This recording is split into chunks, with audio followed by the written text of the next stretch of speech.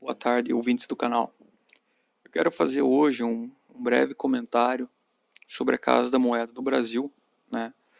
Porque antes da gente discutir as formas de venda, né, para quem você vai vender a tua prata quando você quiser vender, né, quando você atingir uma valorização que você espera, você deve entender que as opções são diferentes de uns Estados Unidos da vida ou de um Canadá, né, países que permitem que você crie, por exemplo, um plano de aposentadoria lastreado em metal precioso.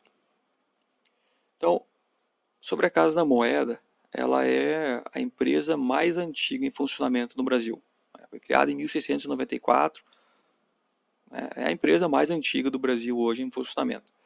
E a função dela é exatamente essa. Era, né, imprimir dinheiro, mas não é imprimir dinheiro a partir do nada como é feito hoje. Né? Era simplesmente a cunhagem de moedas, né? Sejam os réis de ouro, 1.000, 2.000, 4.000 réis, né? Ou seja, as patacas de prata, e 20, 40 réis, até 640 réis feitos de moedas de prata. Né? E essa instituição está, né, aí até hoje, ela tem a função institucional dela, mas ela foi simplesmente depletada, né? Ela foi destruída aos poucos. Né? Hoje as pessoas são a favor da privatização da Casa da Moeda, elas não entendem que a Casa da Moeda ela é fundamental para que a gente tenha a nossa liberdade financeira, né? Que a gente não dependa do dinheiro do governo, papel, para ser livre. Né? E obviamente ela tem que ser destruída, porque caso contrário você vai usar dinheiro físico e o Estado não vai conseguir rastrear suas transações e não vai conseguir impor impostos em cima de ti, né? Então é importante ter isso em mente, né? Não é para o teu bem, não é para reduzir custos, etc. Se fosse para reduzir custos, tem outras coisas muito mais custosas ao país, aí, ao erário, e que não são nem discutidas, né? Então, vamos lá, voltando à Casa da Moeda.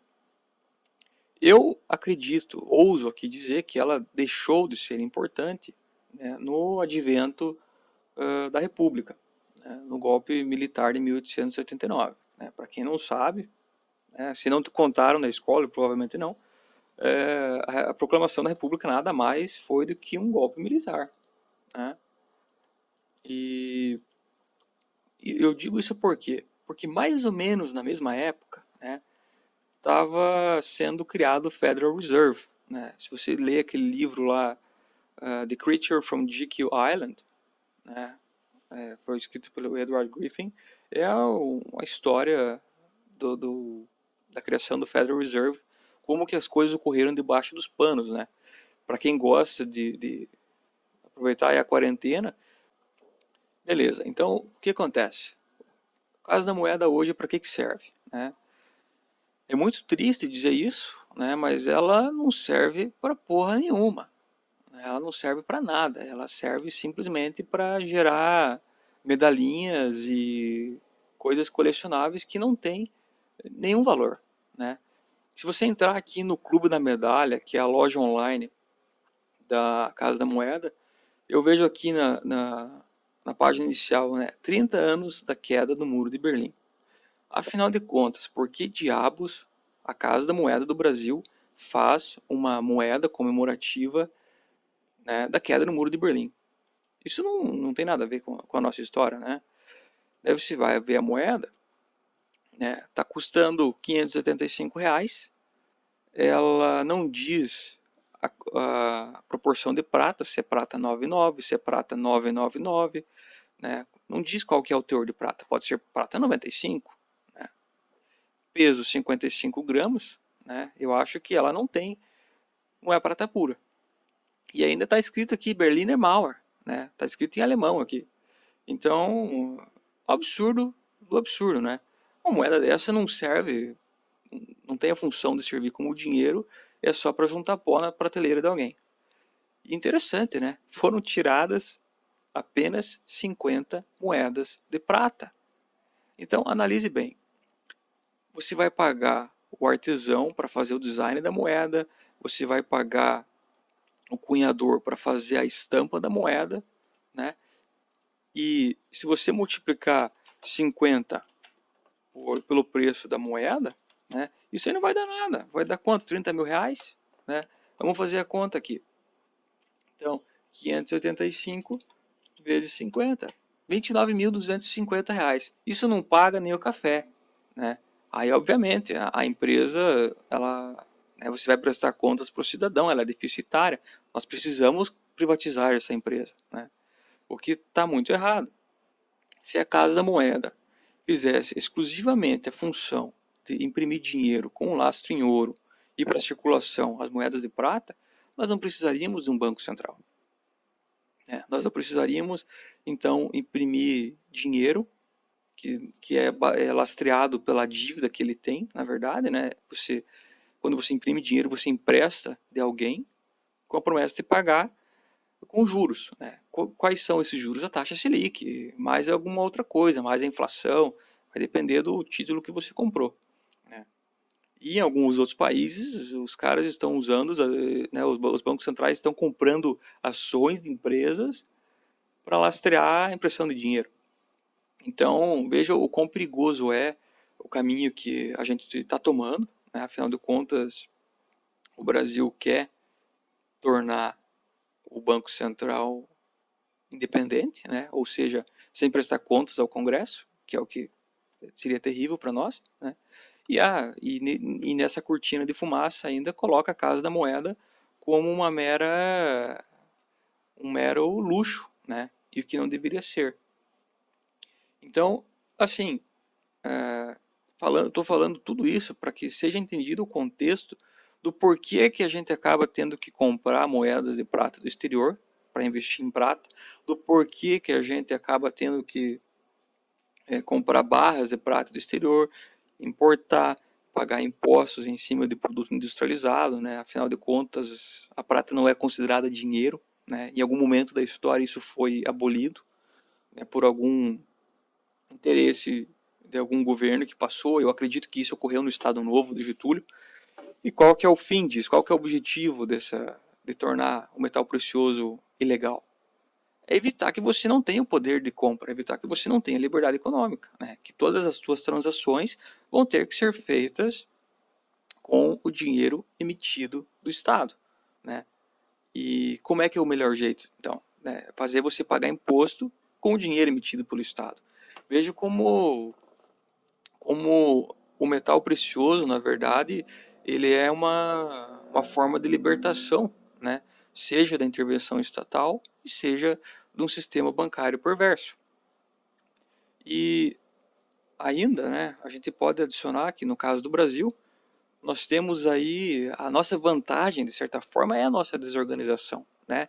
É a quantidade de pessoas que não têm conta em banco, que não querem saber disso, que então por isso a gente ainda precisa de muito dinheiro em circulação, né? E eu saliento aqui que eu não estou fazendo apologia à lavagem de dinheiro, à sonegação, etc., né? Mas a gente tem que entender que certas coisas, as mudanças, elas não ocorrem de uma forma brusca, né? Estão ocorrendo agora, e nessa quarentena você vê muita coisa se torna justificável pelo medo que é colocado em cima da população, né? Mas essas mudanças elas foram ocorrendo gradativamente e nunca foi para melhor, né?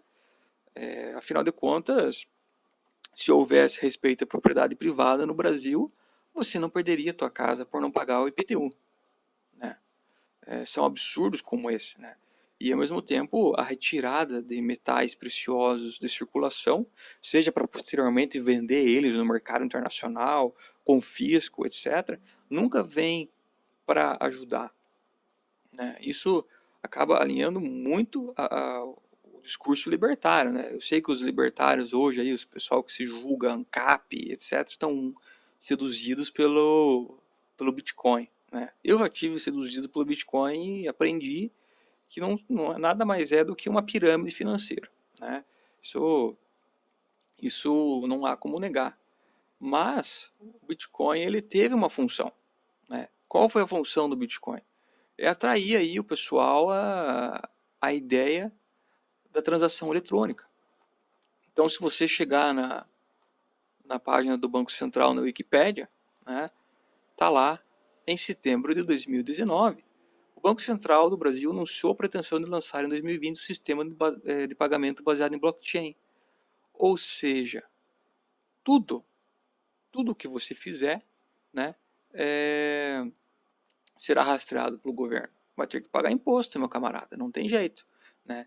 E outra coisa, o Banco Central do Brasil ele usurpou a função da Casa da Moeda de emitir papel moeda, emitir cédula e moeda metálica, né? Então, veja, nada disso foi criado por acaso, né? E o que fez com que a nossa Casa da Moeda se tornasse hoje irrelevante, né, do ponto de vista estratégico para o Brasil, né? Estratégico para quem? Eu tenho certeza que não é para o povo brasileiro.